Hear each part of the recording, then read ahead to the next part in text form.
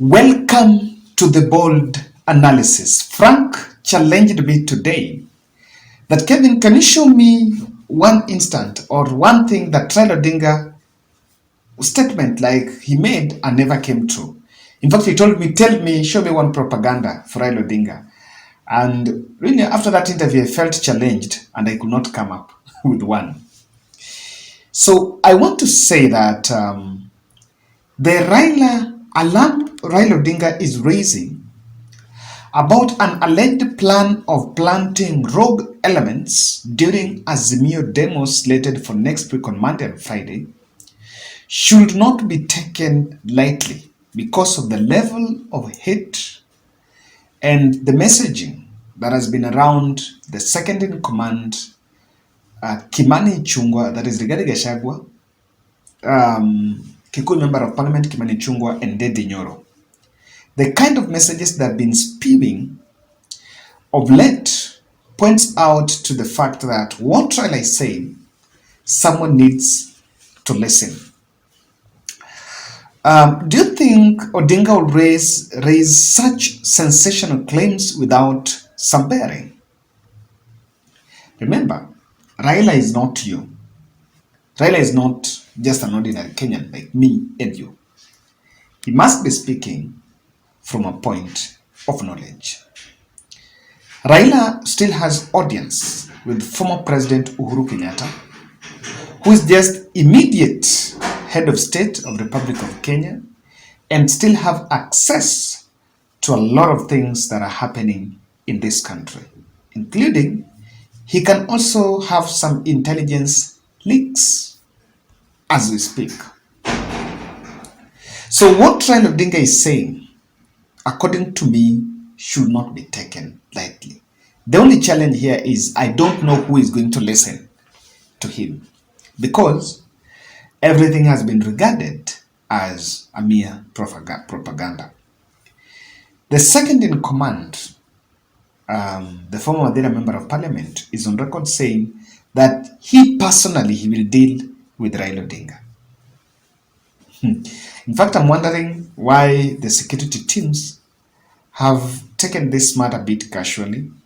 And the coincidence in it here is, according to Raila claim, is that, according to what Raila is saying, is that a meeting was held on residence, I think, of the DP, and in attendance were the Ndindi Nyoro, Kimani Ichung'wah, and a host of young people who were brought up there and probably given instructions on how they would conduct their business the day Raila Odinga was, on Monday when Raila Odinga holds that protest.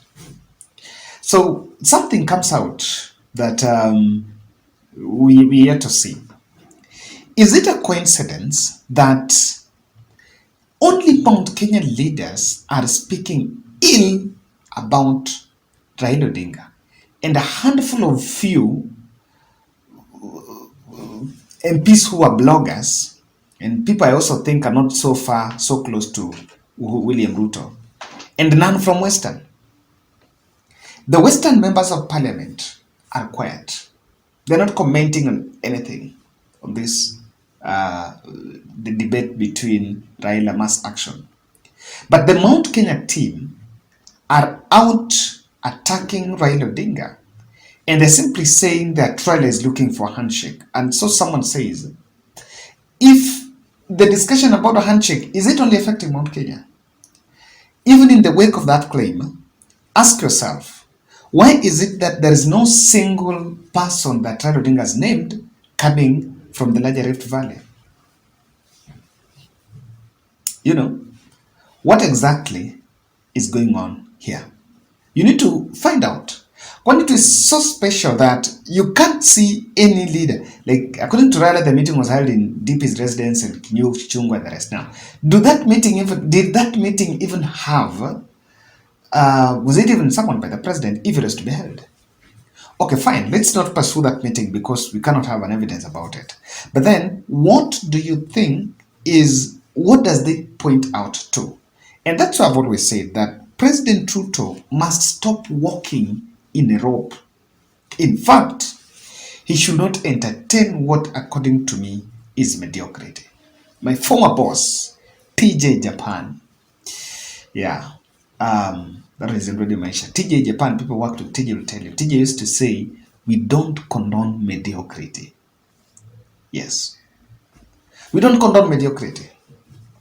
So, I am just wondering here that why is Ruto entertaining what happening to me is just mediocrity? All such you'll come at this time. Ladies and gentlemen, I want to say something in this video. And in fullness of time, might be it can take months, can take years, or can take weeks. But this is one thing I'm becoming a bit convinced on. You see, this Nairobi operation that we are crying out for, I was just talking to Frank here, who participated in the protest last time, and you can see the way, and not even him, you can see the way the public is crying about the fact that there was a bit of not excessive force, but extraordinary approach to those protesters. In fact, the police made force on them. I see a possibility that far from the claim, from Raila Odinga's claim, you can make a projection or an opinion that Rigathi Gachagua could be the man behind Nairobi operation. Take that to bank. Could be. He's the person that is coordinating Nairobi operation. Something happened that we didn't pay attention to. On Sunday, there was a press briefing around I think around 11. And that press briefing was done by, I don't know, Nairobi police commander. And he was given a press briefing saying that he had banned any sort, he had termed the Nini illegal, the mass action illegal. I want you to listen to that. And of course, moments later, Kenyans were turned against. Kenyans were all over in social media and they were attacking Kindiki, saying that Kindiki is a lawyer.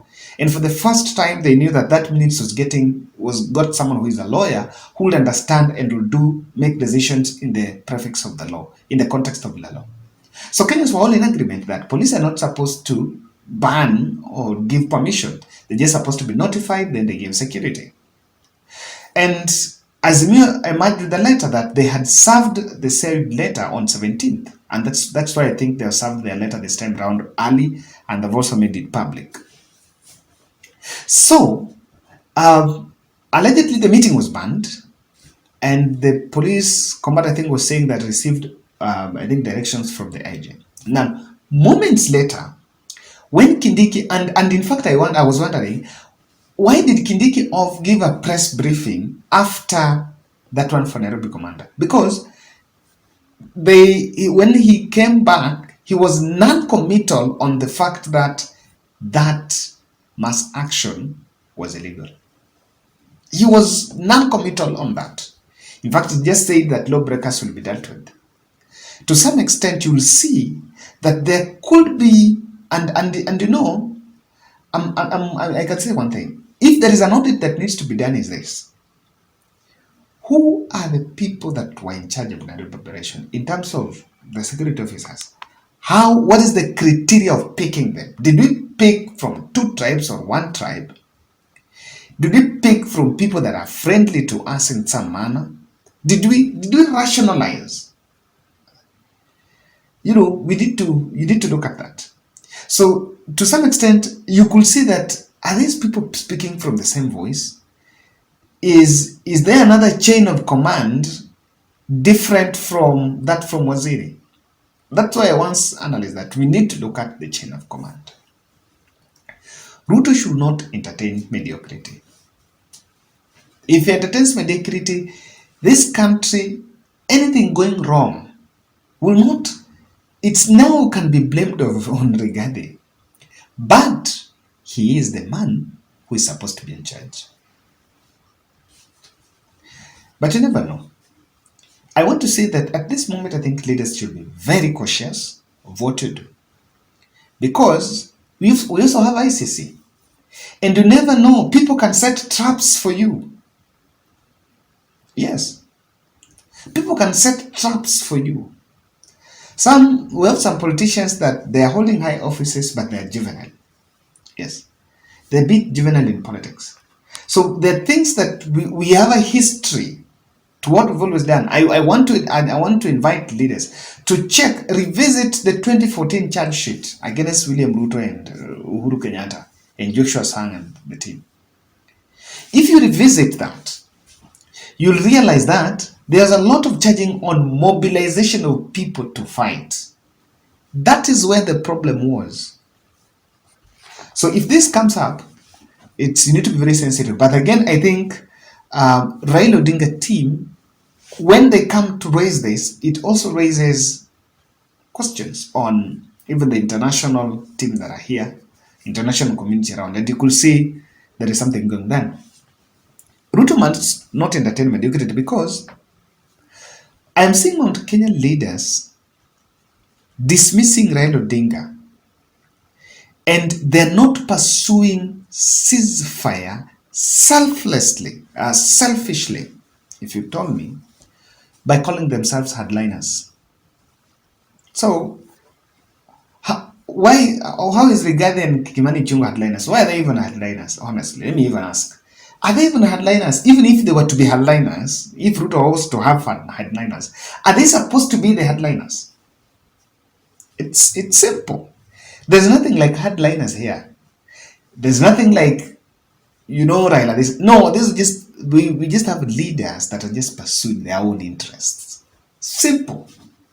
And one thing I can tell you is this. The whole mass action discussion that we've been having, the whole discussion about mass action is being understood, is being put in the wrong context. Those who are putting it as a handshake push are just covering their faces with their mouth, with their hands this way. That's what is happening. Let's say it as it is. These are just people that don't want to go the direction of the cost of living, the Unga direction. They just want to go direction of Raila handshake. So why are they scared of it? And I can tell you, the recent attacks on Uhuru, linking him to the Azimio protests, are very suspicious, and I may be wrong on this, but there's a high possibility that someone is committed to make sure, and is going to stop at nothing to make sure that you take Uhuru to jail, if it can get to that point. So the whole discussion about, and the bloodbath, let's just look at it that way. If there's the bloodshed, so who's going to blame? We're going to have a blame game on both sides. If Azimio is going to blame the state, then state also going to blame Azimio. Who will win? No one wins. All of us lose. And if anything, lives are lost. Who is going that direction? We've always agreed that, and I'm saying, and for me, I'm challenging. Try, give Azimio the benefit of that. Let's see if they can do a peaceful protest. Without Ruto, and I'm saying this, I think Ruto should just appreciate that without him, all these other people are just busybodies. If now there is to be a fallout between Ruto and Rigathi, so what will happen? Can Mount Kenya impeach him? Wao peke yao wanaweza impeach? No one can impeach. Can the 2027 matrix change? It can always change. And let me say a very wild card. If Raila is not to be in the ballot, simple. So long as Raila is not in the ballot, do Ruto need Rigathi? No. If Raila is not in the ballot, do Ruto need Rigathi? No. Now Raila says, okay, pick Kalonzo deputy, or pick Mudavadi deputy, Kalonzo takes PM. What happens? So I'm even wondering, in fact, me have been saying that those people who call themselves as hardliners, coming out to brag in public as hardliners, I think it's just a word trying to suit your own ego, but it's not something that for me is a bit special as people wanted to look at. So on this one, the Rigathis must also know that Uhuru Kenyatta was in government. and people around Uhuru Kenyatta, anything he could still access through intelligence leaks. And that is my point.